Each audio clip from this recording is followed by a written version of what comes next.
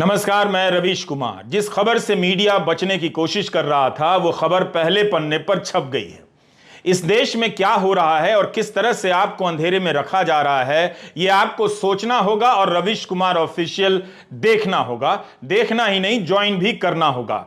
29 अप्रैल की इस हेडलाइन को ठीक से देख लीजिए। संजय शेरपुरिया ने जम्मू कश्मीर के उपराज्यपाल मनोज सिन्हा को लोन दिया है। मनोज सिन्हा ने एक्सप्रेस के सवालों के जवाब नहीं दिए। यही हो रहा है अनेक मामलों और रिपोर्ट में हमने देखा है, आपको दिखाया है।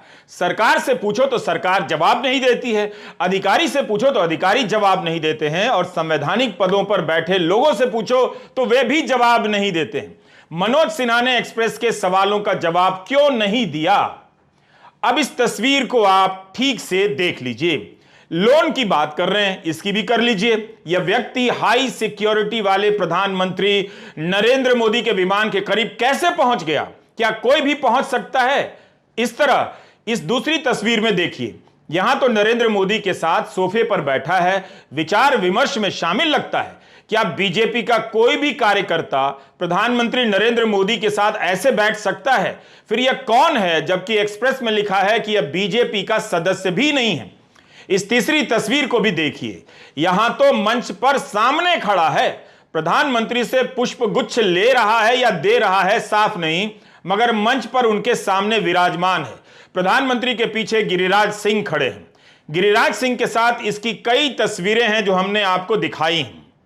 खबरें कैसे आती हैं और गायब कर दी जाती हैं, इसे समझना होगा। इसकी गिरफ्तारी यूपी पुलिस ने की है। आज वहां के दो बड़े अखबारों में इस खबर को लेकर कोई पड़ताल नहीं है, बस सूचना भर है कि ईडी भी केस दर्ज कर सकती है। इन अखबारों के पास संवाददाताओं और संपर्कों की कोई कमी नहीं होगी। मगर क्या यह यूं ही हुआ होगा कि अगले दिन इतने बड़े ठग के बारे में खबर ही ना छपे? इसलिए एक्सप्रेस की इस खबर का महत्व ज्यादा बढ़ जाता है। जो बात छिपाई जा रही थी वो यहां छाप दी गई है। अभी भी क्या क्या छिपाया जा रहा है किसे मालूम? तीन तस्वीरें हैं प्रधानमंत्री के साथ संजय शेरपुरिया की। इस आदमी के बारे में दिल्ली के सत्ता सर्किल में बहुत से लोग हैं जो जानते हैं, जो मिलकर बताना चाहते हैं। यह खुद बहुत से लोगों को जानता है। यह तो केवल तस्वीरें हैं, क्या पता बहुत मुलाकातों की तस्वीरें भी ना हो।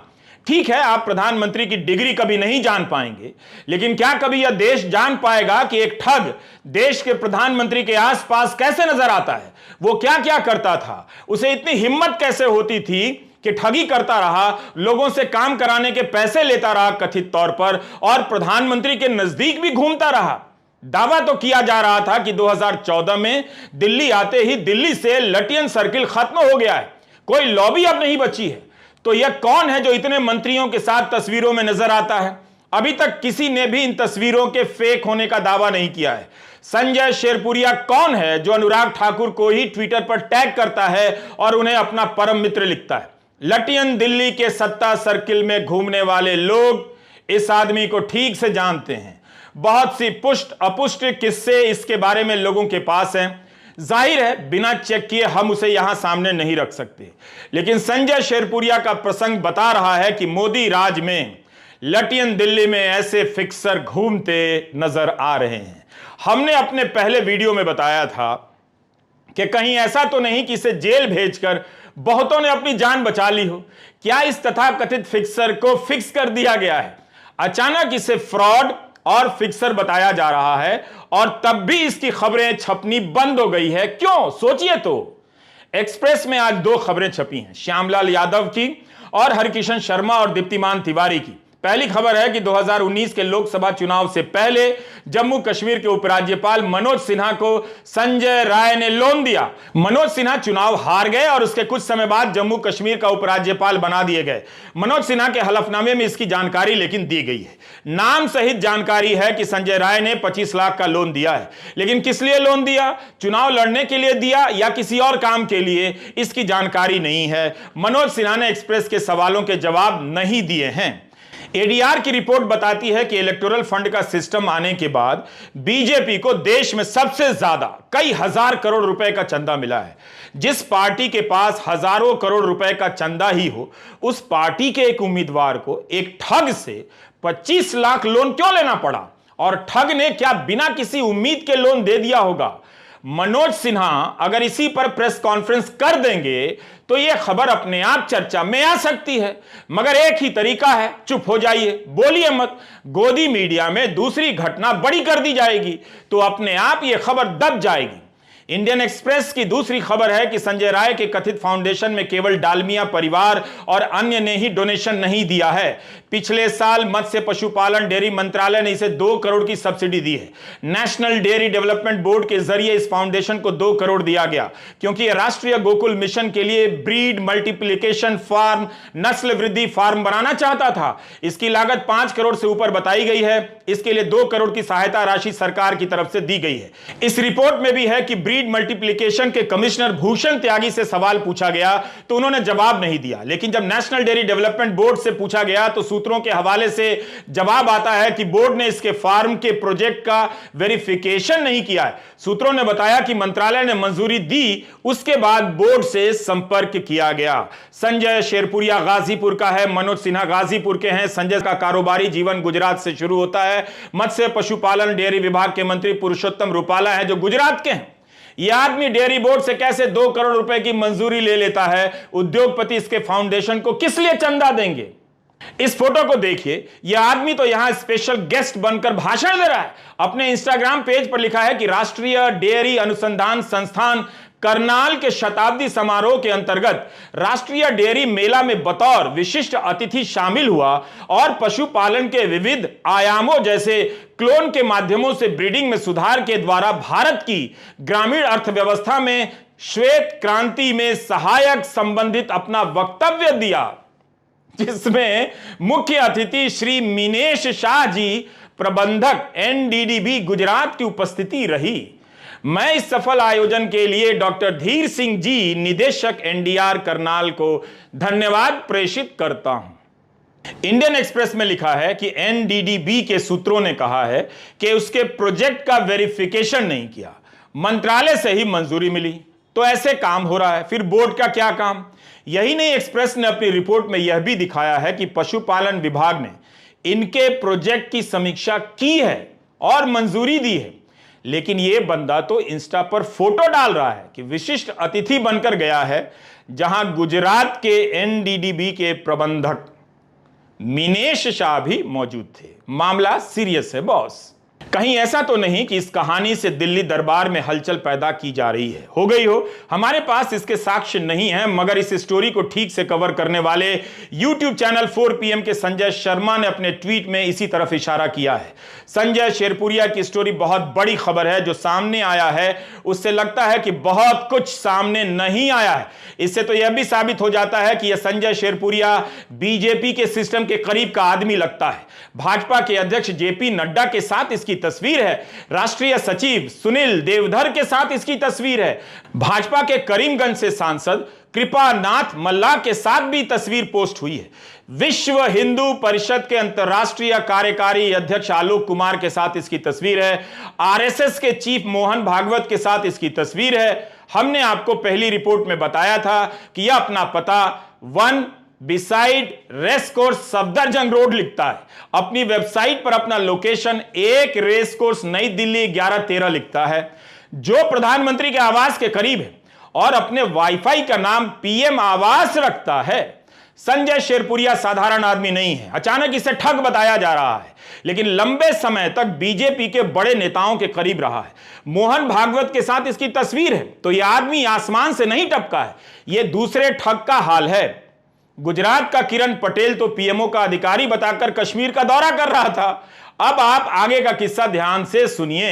यही वो किरण पटेल है जो गुजरात का है, पीएमओ का अधिकारी बनकर घूम रहा था, बैठकें ले रहा था। संजय शेरपुरिया का संबंध भी उसी गुजरात से है और जम्मू कश्मीर के उपराज्यपाल मनोज सिन्हा से है। उन्हें लोन देता है। क्या यह सब कोई सर्किल का हिस्सा नहीं लगता, या केवल संयोग है कि तीनों नाम संयोगवश मिल जा रहे हैं?